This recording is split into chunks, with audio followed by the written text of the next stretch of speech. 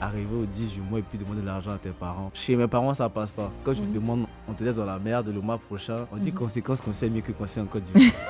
Il y a un dicton chez nous qui dit il faut accrocher ton sac là où ta main peut le décrocher. Et le lien avec l'éducation financière, c'est j'agis en fonction de mes moyens en fait. Je ne me permets pas des kiffs alors que je n'ai rien dans ma poche. On ne va compter que 35% de filles qui veulent s'orienter dans ces domaines-là, STEM. En Afrique, principalement, c'est beaucoup plus exacerbé, contre 50% dans d'autres zones du monde. Jeunesse, sciences, argent, des thèmes très importants pour la jeunesse qui ne sont pas tout le temps abordés. Et aujourd'hui, nous avons l'occasion de recevoir des jeunes actifs africains qui pourront nous partager leur expérience autour de l'argent, autour de la gestion financière. Et on aura aussi l'occasion d'entendre parler d'une association. Je vous laisse la surprise pour tout à l'heure. Donc rapidement, je me présente alors Olivia de Navalior et à ma droite, Amir. Je te laisse te présenter. Du coup, moi, c'est Amir Fall, expert comptable, ivoirien et à Lyon. Ensuite. Alors, je suis Pulchéri Matodum Gemte, je suis responsable des partenariats clés dans une start-up médicale et je suis la présidente et fondatrice de l'association SheSTEM in Africa. Super. À la suite de Pulchéri, Jessica Daklundengue, je suis responsable de marché dans une ESN et secrétaire générale de l'association SheSTEM in Africa. Super, bienvenue à Navalior. Alors nous passons rapidement d'un constat qui est qu'aujourd'hui, depuis la nuit des temps, on nous apprend à décrocher un diplôme, en tout cas dans les familles africaines. On nous a toujours appris à décrocher un diplôme, mais pas réellement à gérer un salaire et pas réellement à se faire une épargne. Qu'est-ce que vous avez à dire par rapport à cela? Je vais peut-être prendre la parole, Olivia. Comme tu disais, on nous apprend énormément de choses, mais pas à gérer l'argent. Parce que je pense qu'on part du principe qu'on sait faire, alors qu'en fait, on ne sait pas faire. Et quand on arrive à l'âge adulte, on se rend compte qu'on enchaîne les catastrophes pour la plupart. Et si on ne prend pas le temps de s'éduquer réellement, parce qu'aujourd'hui, on a énormément de ressources pour le faire, voilà. Le risque, c'est d'arriver à des situations où on n'arrive pas à se construire et à réaliser ses objectifs, tout simplement. Et je dirais à côté de cela que c'est quelque chose qui est beaucoup plus intéressant pour les femmes. Nous étant une association qui accompagne les femmes, c'est important dans une société comme celle qu'on a que la femme soit éduquée financièrement, qu'elle puisse savoir comment faire la part des choses, que ce soit en couple ou alors avec la famille, avec les enfants à la maison, comment épargner, comment faire en sorte de se construire financièrement. Et après, peut-être rajouter un petit truc, c'est que quand tu es jeune, tu as l'habitude de vivre le jour le jour. C'est-à-dire, tu as reçu l'argent, donc tu peux sortir du premier jusqu'au jour où ton argent finit. Donc, après, personnellement, quand je suis arrivé en France, qu'est-ce que je faisais? J'utilisais un petit fichier Excel pour en fait savoir quelles sont les charges qui sont récurrentes. Je donnais un petit budget pour le mois, pour tout ce qui va être kiff et tout. Et puis, comme ça, j'ai pu m'organiser un peu. Et c'est très intéressant ce que tu dis parce que c'est un point que j'ai noté moi aussi quand je suis arrivée en France, de se dire qu'on ne se rend pas compte de ce qu'on fait de son argent quand on n'a pas un suivi, ce fichier Excel qui est tout banal, mais qui te permet de voir que, par exemple à la boulangerie, je prends beaucoup de muffins, mais finalement, c'est quoi dans mon budget? De savoir cela te permet de cadrer et de balancer pour vraiment avoir une santé financière beaucoup plus potable, si je pourrais dire. Ok, c'est très intéressant ce que vous dites. Et ça attire mon attention sur une question. Vous parlez de fichiers Excel, de bonnes habitudes, de remplir le fichier, de surveiller ses finances. Est-ce que quelque part, ça ne vient pas de choses que vous avez observées auprès de vos parents, auprès de personnes qui ont été des modèles pour vous? D'où est-ce que ça vient? Est-ce que c'est lié aux études que vous avez faites? D'où est-ce que ça vient? D'où est-ce que ces inspirations-là viennent? C'est des informations que vous avez cherchées vous-même. Et même se dit que je vais chercher l'information. Vu que ce n'est pas des thèmes forcément qu'on aborde dans nos familles. Pour vous, d'où est-ce que ça a démarré? Je peux commencer en disant que personnellement, j'ai vu des habitudes chez mes parents, certes, surtout mon papa. C'était sur papier, il écrivait tout, il notait. Et j'ai compris que le fait de noter, ça montre une trace, ça donne un chemin qui permet de doser, de savoir comment rééquilibrer quand il y a des écarts.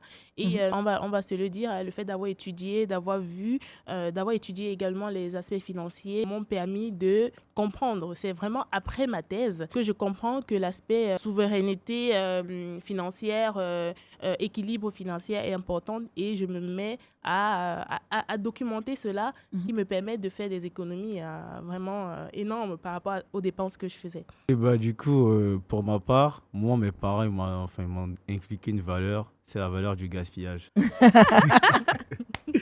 Parce qu'en gros, on m'a pas dit, pour pouvoir économiser de l'argent, il faut faire ci, il faut faire ça. On m'a juste dit, il faut pas gaspiller. Et comme il faut pas gaspiller, en fait, ça donne une certaine responsabilité vis-à-vis de ton épargne. Parce que arriver au 10 du mois et puis demander de l'argent à tes parents, chez mes parents, ça passe pas. Quand tu demandes, on te laisse dans la merde le mois prochain. Bon, franchement, t'as appris quoi. On dit conséquence qu'on sait mieux que conseil en Côte d'Ivoire.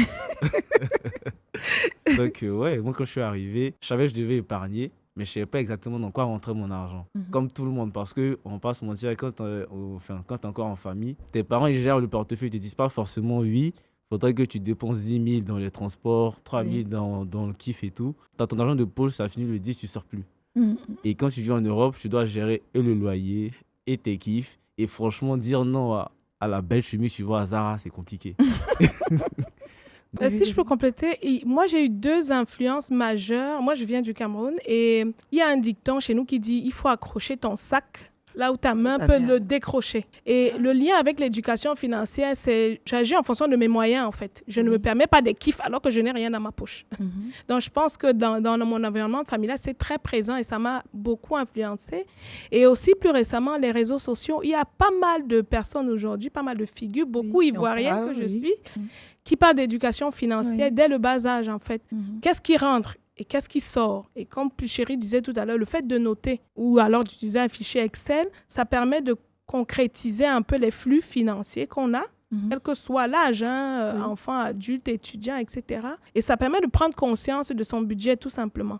Et donc là, je connais ma limite et de plus en plus, avec tout ce qu'on a comme ressources sur les réseaux, ça permet de grandir aussi sur ces sujets-là. On dit souvent qu'on ne devient pas riche parce qu'on a un gros salaire. On devient riche parce qu'on sait économiser. Généralement, on va parler de 30% de son salaire. Moi, j'ai beaucoup suivi Philippe Simon, qui est camerounais et qui investit au pays. Et j'ai beaucoup apprécié le fait qu'il prenne vraiment sur son temps d'aller au tableau, de montrer, d'indiquer voilà comment tu dois faire et ça m'a beaucoup formé et voilà, j'invite les personnes à copier ce bel exemple. Ok, j'aime bien parce que vous avez tous à peu près le même profil, des personnes qui ont eu des modèles, des personnes qui ont observé des choses qu'elles pratiquent aujourd'hui. Mais si on devait parler à des personnes qui n'ont pas eu de modèle, et j'aimerais qu'on parle, si vous le voulez bien, aux plus jeunes, aux étudiants, à des étudiants qui viennent d'arriver, par exemple, à l'étranger, peu importe le pays en Occident, ou même en Afrique, à des personnes qui commencent la vie. Quels conseils vous leur donneriez? Vous êtes des jeunes actifs, vous avez quand même un petit parcours qui vous permet aujourd'hui de dire à un jeune frère ou une jeune sœur, écoute, ta pension alimentaire, fais comme ça, parce qu'il y a telle réalité qui risque de t'attendre. Qu'est-ce que vous leur diriez? La ligne directrice, c'est de pouvoir en fait se priver aujourd'hui pour profiter demain. Et franchement, moi, c'est sur ça, je me base aujourd'hui. Parce que y a une règle qui dit en fait, si tu as une promotion et tu as ton salaire qui évolue, conserve ton niveau de vie que tu avais pendant minimum 12 mois pour ne pas déjà faire des folies et te retrouver dans la merde, mais aussi épargner pas mal. Parce qu'après, l'épargne, ça joue pour beaucoup pour la suite. Moi, je conseillerais le fichier Excel ou alors le cahier. Qu'est-ce qui rentre comme revenu ou comme bourse? Quelles sont tes charges? Et sur le reste, tu répartis en fonction des principaux postes de dépenses. Donc, il va y avoir le logement, l'alimentation, les loisirs, etc. Mais la base, c'est qu'est-ce qui rentre en fait et quelles sont les charges. Noter sur un cahier, dans un fichier pour avoir conscience des habitudes qu'on a et puis en fonction, ajuster en fonction des projets. Parce que si j'ai un projet demain, je vais acheter quelque chose qui coûte 200 € par exemple, il faut bien que je dégage les 200 € d'un budget initial. Mais si je n'ai pas conscience réellement de ce que je gagne, quelles sont mes charges, je peux difficilement réaliser ce projet. Donc vraiment tout basique. Je note, j'ai 100 € d'entrée, je dépense 30 € pour le loyer, 10 € pour la nourriture, il me reste ça. Et c'est dans le reste que je peux faire les projets. Voilà, tout simplement. Je rejoins totalement ce que Jessica et a dit. Et on dit, pour compléter, je dirais que ça devrait partir, même tu as parlé de rôle modèle, je pense qu'on devrait chercher ces rôles modèles. J'ai parlé de Philippe Simon ici, il y a beaucoup d'autres personnes. On a les réseaux sociaux aujourd'hui pour voir les personnes qui peuvent nous inspirer. Le fichier Excel, j'en ai parlé, mais pour le jeune qui s'en fout, on va dire, il n'a pas cette conscience-là. Il ne travaille pas pour comprendre que c'est du labeur, c'est dur de l'obtenir. Exactement. Moi, je le prends souvent avec mon fils. Je crois que ça doit commencer vraiment au berceau, de dire, tu manges, même ça commence avec les repas, tu manges, mais tu ne vas pas tout manger aujourd'hui parce que demain, tu auras faim. C'est la même chose pour l'argent. tu as ça aujourd'hui, demain tu as besoin de ça, donc un suivi, comme Jessica le disait, et inculquer cela vraiment dès le bas âge, c'est important. Et inciter nos enfants aussi à aller vers les rôles modèles. Il y a des documentaires ou alors des BD qui permettent de comprendre de façon ludique comment garder son argent et les amener vers cela. Ok, c'est bien, vous avez partagé. Mais j'ai quand même une question. Est-ce que c'est pas utopique pour quelqu'un, surtout pour un jeune on est tous jeunes ici, mais pour quelqu'un qui commence, qui a son premier job étudiant par exemple, qui n'a pas réellement la conscience déjà qui n'a pas eu de modèle et du coup n'a pas pu développer un bon rapport à l'argent, qui n'a pas cette conscience-là de dominer, de maîtriser l'argent. À quelqu'un comme ça, qui a juste la culture de consommer, dépenser, de se dire, de toute façon, j'ai le temps, c'est mon job étudiant, je paye les habits, les soldes, je claque 1 000 € dans des soldes, je claque 800 €. Enfin, moi, c'est quelque chose que j'ai fait. Donc, en fait, ça me touche particulièrement. Je me dis, c'est bien beau, mais est-ce que ce n'est pas utopique pour un profil comme ça? Qu'est-ce que vous pourriez dire à un jeune qui n'a pas eu de modèle, qui puisse créer un déclic? Moi, je pense que le déclic se crée de lui-même. Parce que je fais pas mal de vidéos sur TikTok et je parle de sujets divers et variés en lien avec les domaines STEM. Et je dis, comme pour l'enfant qui commence, qui rampe, il marche et tout, avant de pouvoir bien marcher, il va tomber, il va se faire mal, il va comprendre. Ou alors, quand tu vas lui dire ne fais pas ça, il va le faire, il va se rendre compte que c'est pas bon. Donc même le jeune qui est... je n'ai pas envie d'utiliser le terme délinquant, mais qui n'a pas la conscience de l'importance de cette éducation financière, il faut qu'il fasse des erreurs. Il faut qu'il l'apprenne. Il va apprendre de lui-même. S'il n'a pas de rôle modèle, de se retrouver, par exemple, à découvert ou bien de ne plus avoir d'argent, de ne pas en avoir plus. Il faut aussi que les parents puissent cadrer cela. C'est pas parce qu'un enfant à qui on a donné 600 € de gérer pour une certaine période termine ces 600 €, il vient. C'est aussi aux parents. Finalement, la première éducation financière doit commencer, même au niveau, je reprends ce terme, doit commencer au niveau des parents, de savoir comment dire non à leurs enfants, parce que certains parents vont dire qui punissent les enfants, pourtant non, c'est une éducation. J'ai étudié au lycée Général Leclerc où on avait des personnes vraiment très riches qui étaient déposées en voiture et qui ne manquaient de rien. Ce type de personnes, au final, quand j'ai regardé, ils ne se soucient pas du tout de je manque d'argent. Mais parce que les parents derrière ont dit tu as tout ce que tu veux. Tu ne manques de rien, tu as tout. Et lui, il ne se soucie pas. Mais il faudrait que les parents fassent leur part de travail. On va dire l'éducation, c'est pas uniquement pour les autres, c'est aussi le socle familial qui doit intervenir. Okay. Et Amir, aussi, concernant la gestion financière, je pense que l'environnement, ça joue beaucoup. Quand je parle d'environnement, je parle de l'entourage. Si tu as avec des personnes qui claquent 1 000 €, même si ce n'est pas le même revenu, du fait que tu traînes avec eux, tu vas être incité indirectement à le faire. Et ce qui est malsain dans l'argent, c'est le déni. Parce que tu peux avoir des mois compliqués. Du 1er au 10, tu vis comme le roi, tu bois du champagne, tu fais des courses. Et à partir du 11, tu n'as plus rien. Tu n'as plus rien. Tu peux t'appeler ton pote. J'aime bien le 10, le 11 à chaque fois. c'est vrai. Et dès le 11, tu n'as plus rien. C'est compliqué. Il faut voir des amis. Ouais, on mange quoi aujourd'hui? Frérot, c'est gâté. Resto. C'est compliqué. Et franchement, à ce genre de personnes-là, il faudrait juste qu'ils prennent au moins un petit recul pour se dire c'est compliqué, je ne veux plus de cette vie-là. Quitte à peut-être faire 1 mois, tout arrêter. Après, c'est peut-être drastique, mais moi, je me dis, aux grands mots, les grands moyens. Donc voilà, quoi. Ok, merci Amir. J'ai vu que tout à l'heure, Pulchérie c'est un peu étalé sur le elle, la femme. Sur l'éducation de la femme, sur l'éducation financière. Et je profite pour vous dire que tu es la présidente de l'association System in Africa. Et est-ce que tu pourrais nous parler, du coup, avec ta collaboratrice? Secrétaire générale. Oula.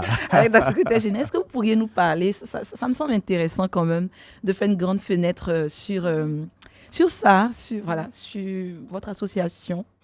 Oui, je pourrais commencer en disant comment est-ce que System in Africa est né, ce qu'on fait pour les femmes. Donc, System in Africa, c'est une association à but non lucratif. On a été créé officiellement en février 2024 et on est créé pour briser, disons, j'utilise le terme briser les barrières et les incertitudes socio-professionnelles auxquelles les femmes sont confrontées quand elles évoluent dans des filières et des métiers STEM. Pour sciences, technologies, ingénierie et mathématiques.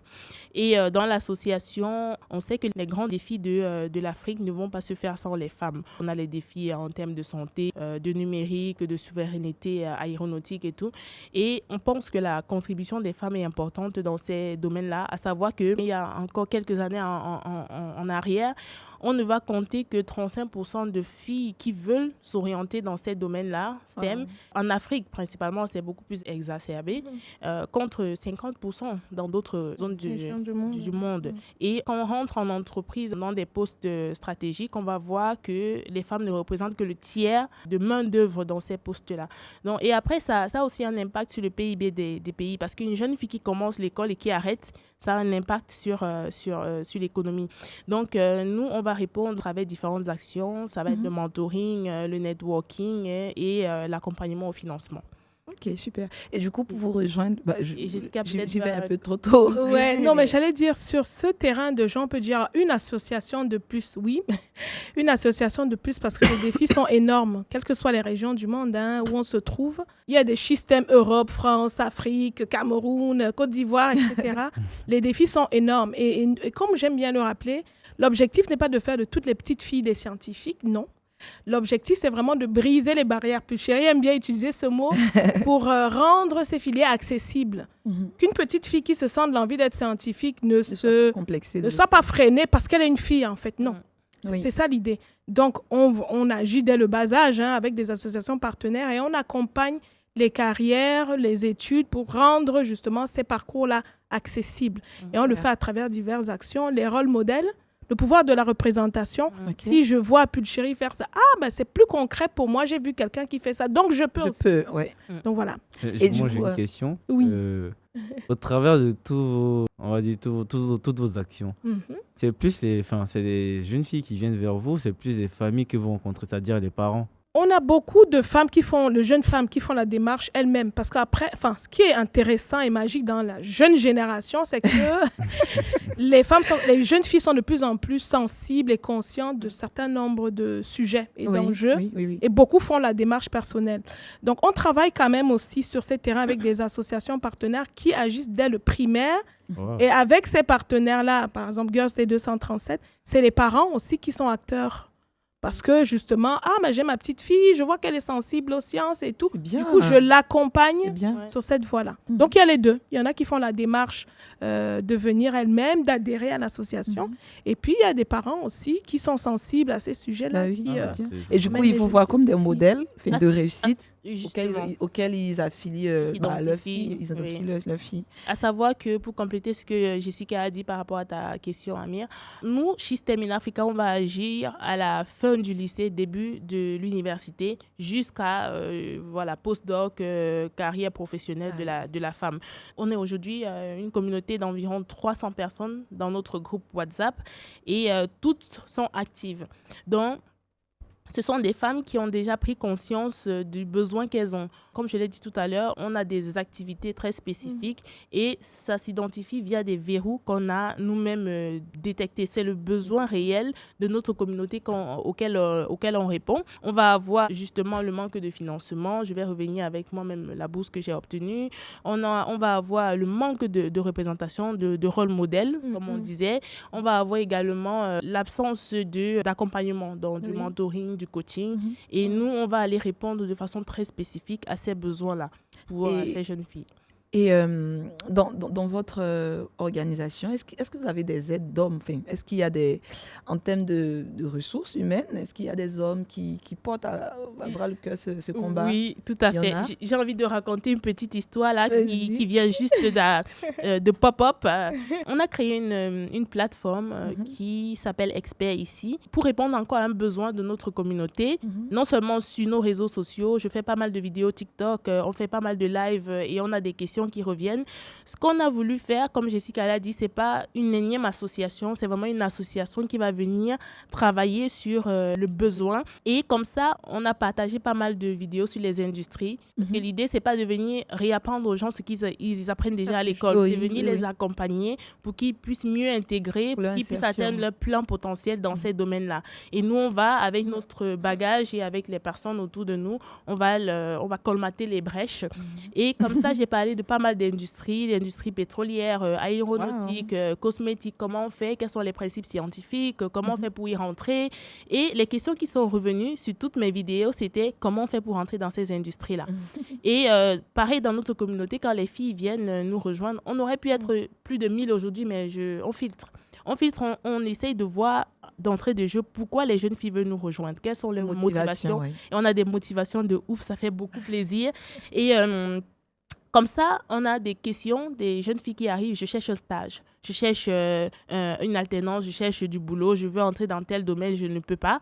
Et comme ça, la réponse c'est Espère ici, qui est une plateforme qui va connecter les jeunes. Existe, la plateforme, elle existe déjà, oui. Sur quel réseau social? C'est une plateforme, c'est un site internet. Espère sur LinkedIn aussi. Oui, sur LinkedIn, ok. Espère ici, comme ça s'écrit EXPERIC. Voilà, .com. Et c'est une plateforme qui va connecter des personnes qui travaillent en entreprise depuis au moins 3 ans avec notre communauté, avec les jeunes. Donc, c'est des experts. Par exemple, quand vous allez aller sur LinkedIn, vous allez solliciter une personne, il n'est pas sur LinkedIn pour répondre à votre besoin.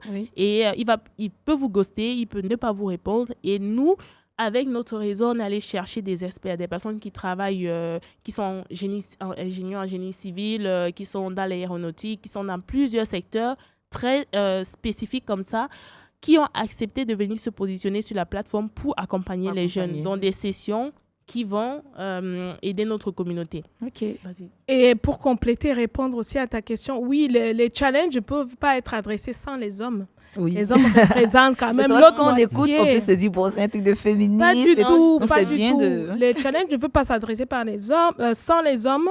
Dans notre communauté de mentors, on a justement des hommes qui participent, qui mentorent et qui coachent les jeunes femmes qui sont adhérentes de notre association. Super. Et voilà, l'idée, c'est d'avancer ensemble, en fait. Pour faire face à tous les défis, autant sur les parcours professionnels que dans les carrières, on a besoin d'avancer ensemble. On n'est pas en opposition, on est partenaires. Très bien. Au moins, c'est clair. Et si je pouvais vous donner 2 minutes pour nous dire c'est quoi la prochaine étape et si, au travers des caméras des personnes, voudraient vous soutenir, vous rejoindre, c'est quoi les clés, les billes aujourd'hui? Est-ce que vous avez une page? Comment on vous rejoint? Comment on peut vous soutenir? Donc, nous sommes prêts. Je vais laisser Jessica parler pour le système et moi, je parlerai pour SPI. Très bien. Donc, on le fera en 2 minutes. Oui, en 2 minutes, de manière très synthétique. Nous sommes présents sur tous les réseaux sociaux, LinkedIn, TikTok, Facebook, Instagram. System in Africa. Vous allez retrouver tout ce qu'on fait comme activité. Oui. Dans nos prochains challenges, on s'appelle System in Africa. Donc, on a une ambition internationale. Donc, on est à la base, le bureau fondateur est camerounais, mais on a une SPOC pour la Côte d'Ivoire, une SPOC pour le Nigeria et pour le Bénin. Et l'objectif, c'est de s'étendre à toute l'Afrique. Toute l'Afrique, super. Parce que les challenges sont pareils, que ce soit pour les femmes sur le continent qu'à l'étranger aussi. Hein. Oui. Parce que l'idée, c'est vraiment d'aller toucher, accompagner toutes ces jeunes femmes dans leur parcours et dans leur carrière professionnelle aussi. Okay. Et pour nous soutenir, pour ce qu'on veut faire pour la suite, c'est vraiment, comme Jessica l'a dit, de s'étendre, mais d'avoir des partenariats aussi. Parce que la plateforme, par exemple, Espère ici, c'est une plateforme qui va connecter les jeunes avec des personnes qui travaillent en entreprise. Et on a besoin aussi de ces entreprises-là pour venir ouvrir les portes parce que c'est d'abord en visio, mais après, on va aller voir la réalité du terrain. Et on a besoin des universités aussi parce que la plateforme va venir connecter des personnes qui sortent d'école avec justement de vie. Et l'idée de la plateforme est telle que un jeune n'est pas celui qui va venir payer pour booker sa session. C'est un code qui est généré. Donc, une université peut prendre un package qu'elle va offrir à ses étudiants les plus méritants pour que ces étudiants-là puissent bénéficier de l'expertise des personnes. Donc, sinon, sur nos différentes pages, on accueille bien sûr des dons. Des dons et voilà, toutes les femmes qui veulent nous rejoindre sont et les hommes. bienvenues. Tout le monde a sa place chez System in Africa. La petite petite histoire, c'est qu'on a un expert qui est expert informaticien, qui a fait un montage pour parler de la plateforme. Ça nous a vraiment beaucoup touché. Et on a pas mal d'hommes qui vont venir intervenir pour des webinaires, qui s'engagent, des lives. Et vraiment, ça fait chaud au cœur. En tout cas, merci beaucoup, Pulchérie. Jessica, je voulais dire Christelle. Jessica, merci beaucoup pour la présentation des systèmes in Africa. Merci Ami aussi pour ton apport, l'éducation financière. Donc c'était Navalia, votre chaîne de médias qui traite des sujets d'actualité pour la jeunesse, pour une Afrique beaucoup plus solide. Et bonne journée à vous, bonne soirée. Merci Navalia. Merci beaucoup.